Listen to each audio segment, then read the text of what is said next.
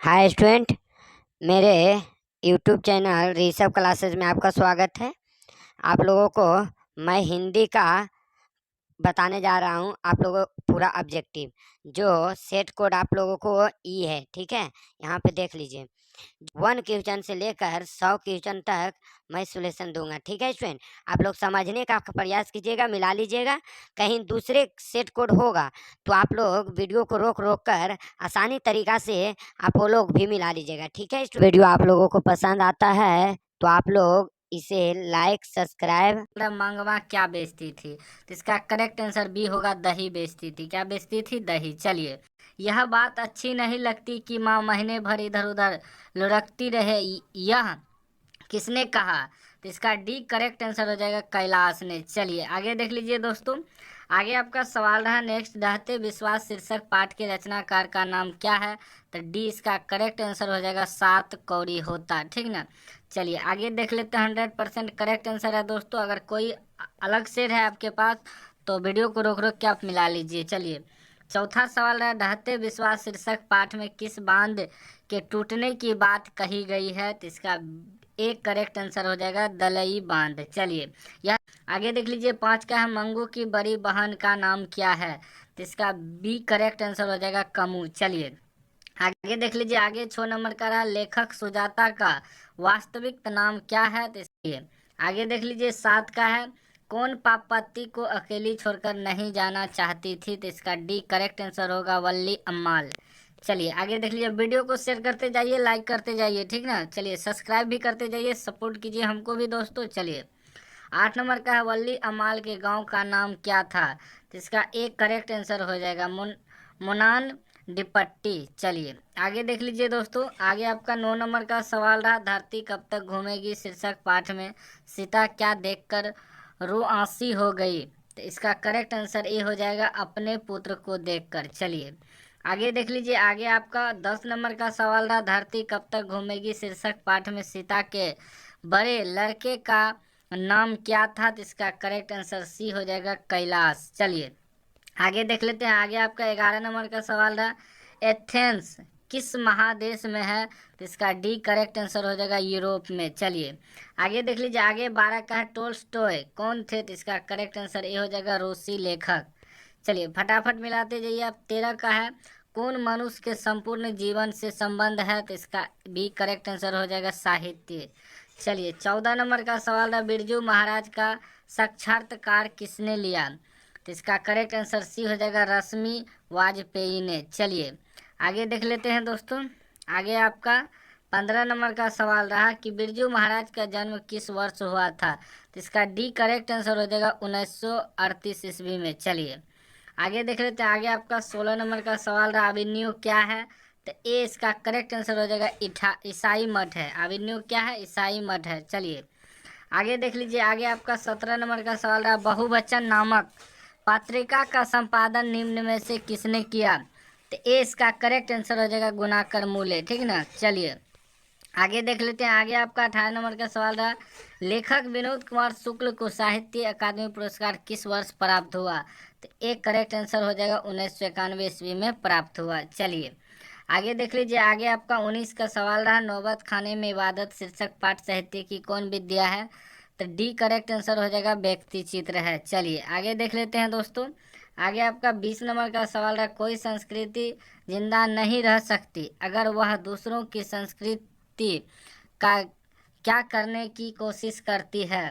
तो ये इसका करेक्ट आंसर हो जाएगा, बहिष्कार। चलिए आगे देख लीजिए। आगे आगे 21 नंबर का है, वाकिफ। वाकिफ शब्द का अर्थ क्या है? तो इसका सी करेक्ट आंसर हो जाएगा, परिचित। चलिए आगे देख लीजिए। 22 नंबर का सवाल है, कितने वर्ष की उम्र में लिपजिग विश्वविद्यालय में मैक्स मुलर ने संस्कृत का अध्ययन आरंभ कर दिया था? तो इसका सी करेक्ट आंसर हो जाएगा, 18 वर्ष की उम्र में। चलिए आगे देख लीजिए। आगे 23 नंबर का है, हकर्स क्या थे?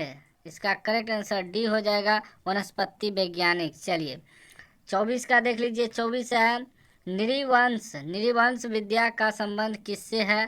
तो एक करेक्ट आंसर हो जाएगा, मानव विज्ञान से। चलिए आगे देख लीजिए। 25 का है, काम सूत्र के रचयिता का नाम क्या है? तो इसका बी करेक्ट आंसर हो जाएगा, वत्सयान। चलिए नेक्स्ट सवाल देख लीजिए, शेयर करते जाइए वीडियो को दोस्तों।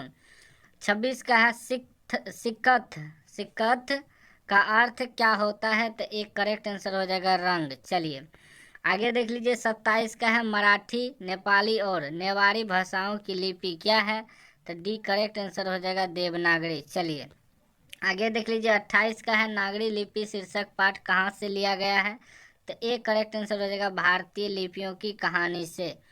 चलिए आगे देख लीजिए, 29 नंबर का है निर्मला कौन थी? तो बी इसका करेक्ट आंसर हो जाएगा लेखक की पत्नी। चलिए 30 नंबर का सवाल है सूखा पत्ता किस लेखक की रचना है? तो सी करेक्ट आंसर हो जाएगा अमरकांत। चलिए अगर आप लोग सी मारे हैं तो आपका सही है। चलिए 31 नंबर का है गुरु नानक का जन्म स्थान नानकाना साहेब अब कहाँ है? तो इसका बी करेक्ट आंसर हो जाएगा पाकिस्तान में। दोस्तों कितना सही हो रहा है आप लोग कमेंट बॉक्स में बताइएगा और कितना नंबर आएगा आपको। ठीक, चलिए आगे देख लीजिए दोस्तों, 32 नंबर। 32 है रस खान किस राजवंश में उत्पन्न हुए थे? तो इसका बी करेक्ट आंसर हो जाएगा पठान राजवंश में। चलिए 33 नंबर का सवाल रहा, तिहुपुर शब्द का अर्थ क्या है? तो इसका सी करेक्ट आंसर हो जाएगा तीनों लोक। चलिए आगे देख लीजिए, 34 है ठट्टे विदेशी ठाट सब वनियो देश विदेश सपेनुहु जिनमें न कहूँ भारतीयता लेस। यह पंक्ति किस शीर्षक कविता से है? तो इसका डी करेक्ट आंसर हो जाएगा स्वदेशी। चलिए आगे देख लीजिए, आगे आपका 35 नंबर का सवाल रहा, गुंजन किस कवि की रचना है? तो बी इसका करेक्ट आंसर हो जाएगा सुमित्रा नंदन पंत। चलिए नेक्स्ट है आपका 36 नंबर का, कवि सुमित्रा नंदन पंत के अनुसार कौन अपने घर में प्रवासिनी बनी हुई है? इसका सी करेक्ट आंसर हो जाएगा भारत माता। चलिए नेक्स्ट रहा आपका, निम्न में से रामधारी सिंह दिनकर की रचना कौन है? तो इसका डी करेक्ट आंसर हो जाएगा हुंकार। चलिए नेक्स्ट आपका 38 नंबर का, हिरोशिमा शीर्षक कविता के कवि का नाम क्या है?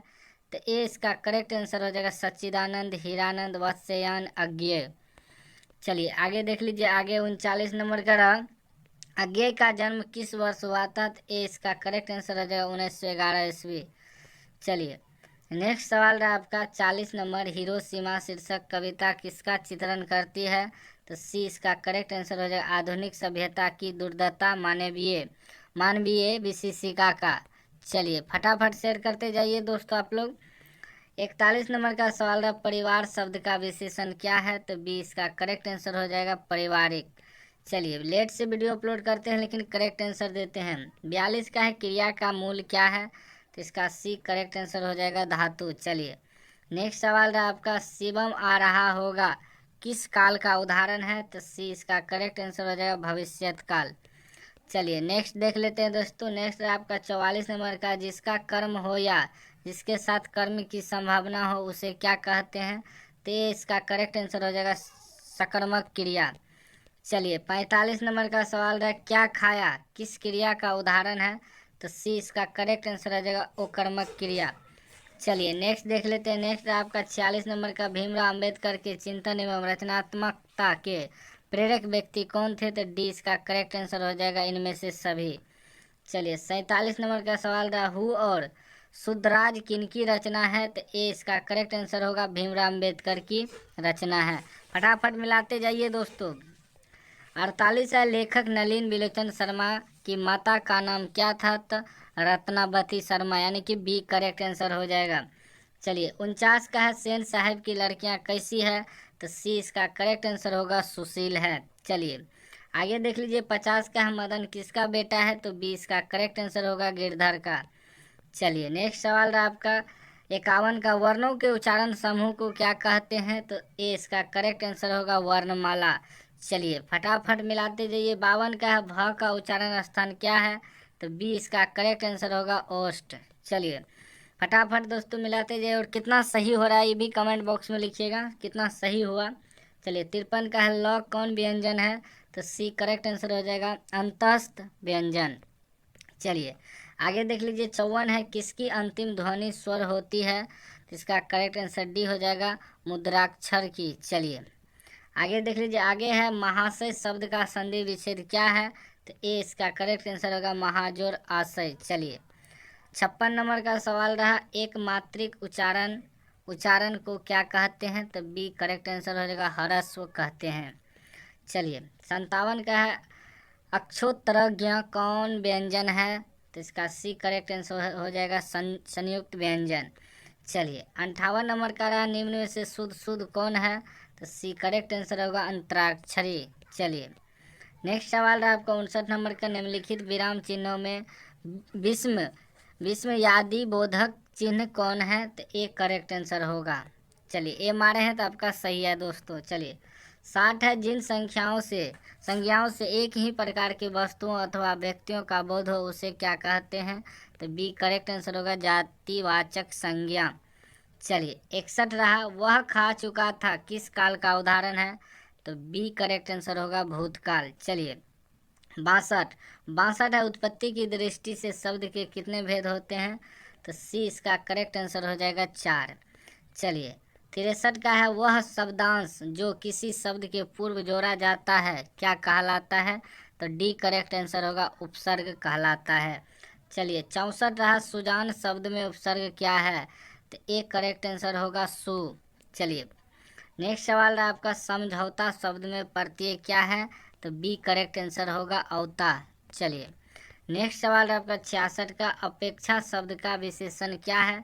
तो सी करेक्ट आंसर होगा अपेक्षित। चलिए नेक्स्ट सवाल रहा 67 का संधि का सामान्य अर्थ क्या है? तो डी करेक्ट आंसर होगा मेल।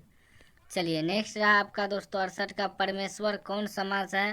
तो ए करेक्ट आंसर होगा कर्मधारय। चलिए नेक्स्ट सवाल है 69 का शिव पार्वती कौन समास है? तो बी करेक्ट आंसर होगा द्वंद्व। चलिए नेक्स्ट सवाल है आपका 70 का वाक्य उस भाग को जिसमें एक से अधिक पद परस्पर संबद्ध होकर अर्थ तो देते हैं किंतु पूरा अर्थ नहीं देते हैं क्या कहलाते हैं? तो पदबंध कहलाते हैं। करेक्ट आंसर सी हो जाएगा। अगर आप लोग सी मारे हैं तो सही है दोस्तों। चलिए 71 का जिस वाक्य में एक क्रिया होती है और एक कर्ता होता है उसे कौन वाक्य कहते हैं? तो सी करेक्ट आंसर होगा सरल वाक्य कहते हैं दोस्तों। फटाफट लाइक कीजिए, शेयर कीजिए, सब्सक्राइब कीजिए दोस्तों। 75 है निम्नलिखित में से शुद्ध वाक्य कौन है? तो एक करेक्ट आंसर हो जाएगा किसी आदमी को भेज दो। चलिए आगे देख लीजिए 73 है इच्छा शब्द का पर्यायवाची क्या है? तो इसका बी करेक्ट आंसर हो जाएगा अभिलाषा। चलिए 74 है आधुनिक शब्द का विलोम क्या है? तो आधुनिक का प्राचीन हो जाएगा। करेक्ट आंसर सी हो जाएगा। चलिए 75 है स्वेद से उत्पन्न होने वाला के लिए एक शब्द क्या होगा? तो स्वेदज होगा यानी कि डी करेक्ट आंसर होगा दोस्तों। चलिए 76 है अपना किया पाना मुहावरे का अर्थ क्या है? तो कर्म का फल भोगना। एक करेक्ट आंसर हो जाएगा। चलिए आगे देख लेते हैं दोस्तों। आगे आपका 77 रहा विधवा शब्द का विलोम क्या होगा? तो इसका सभी कोई जानता होगा सधवा होगा यानी कि बी करेक्ट आंसर हो जाएगा। चलिए 78 का है रात शब्द का पर्यायवाची क्या है? रात शब्द का पर्यायवाची यानी कि रजनी। सी करेक्ट आंसर हो जाएगा। चलिए 79 का रहा बिना अंकुश का के लिए एक शब्द क्या है?